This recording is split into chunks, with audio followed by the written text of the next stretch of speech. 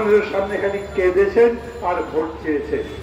এখন আর সেটাও করতে পারেন না, আপনার নিজের চোখের পানি শুকিয়ে গেছে। শোক কতদিন থাকে বলেন তো? 40 বছর, 50 বছর, 100 বছর ধরে একই কাহিনী। উনি বলতে পারেননি, উনি এটা বলতে পারবেন না। মূল কথা তারা সমস্যায় আছে। কিরকম সমস্যা? এই যে দেখছেন বক্তৃতায় তো বলল, তার তৈরি সেনাবাহিনীর প্রধানের নামে আমেরিকা নিষেধাজ্ঞা দিয়েছে। কি কারণে নিষেধাজ্ঞা দিয়েছে? সরাসরি বলেছে দুর্নীতি করবার কারণে। দুর্নীতির মাধ্যমে ব্যবসা পাইয়ে দিয়েছে নিজের ভাইদের, দুর্নীতির মাধ্যমে নিজের ভাই খুনের আসামি তাকে জেল থেকে মুক্ত করে দিয়েছে। আমার মধ্যে প্রশ্ন হয়, আচ্ছা ওই যে খুনের আসামি মুক্ত করে দিল, ওটা কেবলমাত্র জেনারেল আজিজ বলেছেন তাই হয়েছে? প্রেসিডেন্টের সই করতে হয়নি? যিনি প্রেসিডেন্ট ছিলেন তাকে তখনকার প্রধানমন্ত্রী রিকোয়েস্ট করে বলেন নাই হ্যাঁ তাকে ছেড়ে দেন? অতএব স্যাংশন যদি ঠিক মতো হয় তাহলে শুধু সেনা প্রধান স্যাংশন খাবেন না, তৎকালীন রাষ্ট্রপতিও স্যাংশন খাবেন। এখনকার এবং তখন যিনি প্রধানমন্ত্রী ছিলেন সেই প্রধানমন্ত্রী শেখ হাসিনাও স্যাংশন খাবেন। অপেক্ষা করেন, আমেরিকার স্যাংশন দিতে হবে না, আমরাই আপনাকে স্যাংশন দেব। সেই পথ তৈরি হচ্ছে, সেই পথে মানুষ এখন যাচ্ছে। ভাবতে পারেন একটা লোক কত ধরনের দুর্নীতি করেছে। একজনকে র্যাব প্রধান বানিয়েছিলেন, তারপরে পুলিশ প্রধান, তারপরে তার নামে পুরা বাহিনীরই বদনাম হয়েছে, র্যাব স্যাংশন খেয়েছে। এখন আবার তার নামে আমেরিকা নয়, ইংল্যান্ড নয়, বিদেশ নয়, দেশের মধ্যে থেকে তার উপরে স্যাংশনিত নাকি তদন্ত হয়েছে, বলেছে সব ব্যাংক অ্যাকাউন্ট বন্ধ, জব্দ, এবং তার যত সম্পত্তি আছে সবকিছু বাজেয়াপ্ত।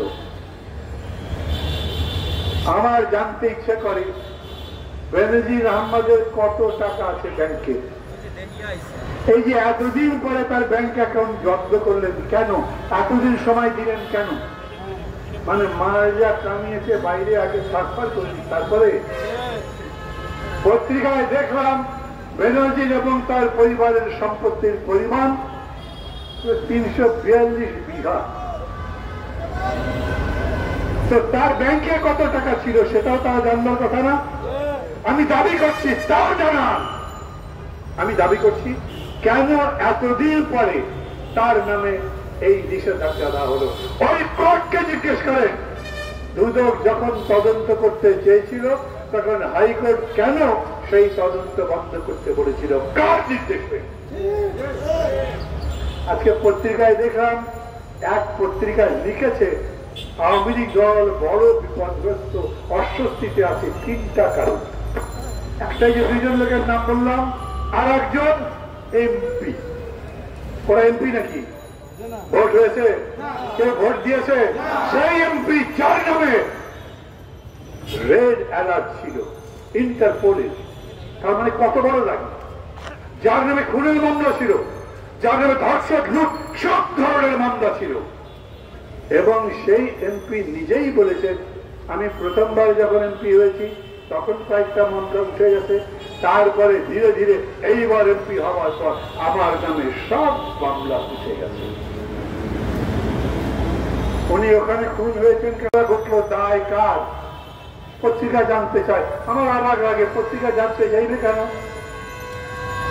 আজিজ আহমেদকে সেনাবাহিনী প্রধান খালেদা জিয়া বানিয়েছিলেন, বেনজির আহমেদকে র্যাব প্রধান, পুলিশ প্রধান খালেদা জিয়া বানিয়েছিলেন। ও আনোয়ার রাজীবের মতো লোককে ডমিনেশন বিএনপি দিয়েছিল। সব চোর, চোরটা, চুরি, ডাকাত, এদেরকে নিয়ে আওয়ামী লীগের দল। আবার বলে আওয়ামী লীগ আসলেই জনগণের কিছু কল্যাণ হয়। কল্যাণের নমুনা দেখেন, আগে তো সম্রাট দেখেছেন, আরো নারী ব্যবসা করে নারীকে দেখেছেন, সারা দেশ লুটপাটের অসংখ্য ঘটনা দেখেছেন, এস আলমকে দেখেছেন। সামিট গ্রুপ 6 বছর আগে, 7 বছর আগে বাংলাদেশের কটা মানুষ সামিট গ্রুপের নাম জানত? এখন বাংলাদেশ বাদ দেন, একেবারে সিঙ্গাপুরে পর্যন্ত তার নাম মশহুর হয়ে গেছে। কেন? উনি এত মাল বানিয়েছেন। ওর সম্পত্তির হিসাব বার করেন, কিভাবে কিভাবে টাকা বের করলো। আপনাদের লজ্জা করে না? বেগম জিয়ার মতো একটা মানুষ 3 বার প্রধানমন্ত্রী ছিলেন, তার স্বামী প্রেসিডেন্ট ছিলেন, তার নামে তার ছেলেদের নামে কোন মামলা দিতে পারেননি। শেষ পর্যন্ত কি করেছেন? 2 কোটি টাকা একটা বিদেশি সাহায্য দিয়েছে। সেই টাকা না, লুটের কথা, চুরির কথা বলেন নাই, কারণ সেই টাকা ব্যাংকে আছে। সেই টাকা এখন 8 কোটি 10 কোটি টাকা হয়েছে। আর এরা শত শত কোটি টাকা, লক্ষ কোটি টাকা বিদেশে পাচার করে। ওদের নামে কোন তদন্ত হয় না, ওদের নামে কোন মামলাও হয় না। ওরা দিব্যি বুক ফুলে হেঁটে বেড়ায়। আর এত বড় একজন বাংলাদেশের অবিসংবাদিত নেত্রী, তাকে এখন পর্যন্ত জেলের মধ্যে আটকে রেখেছেন।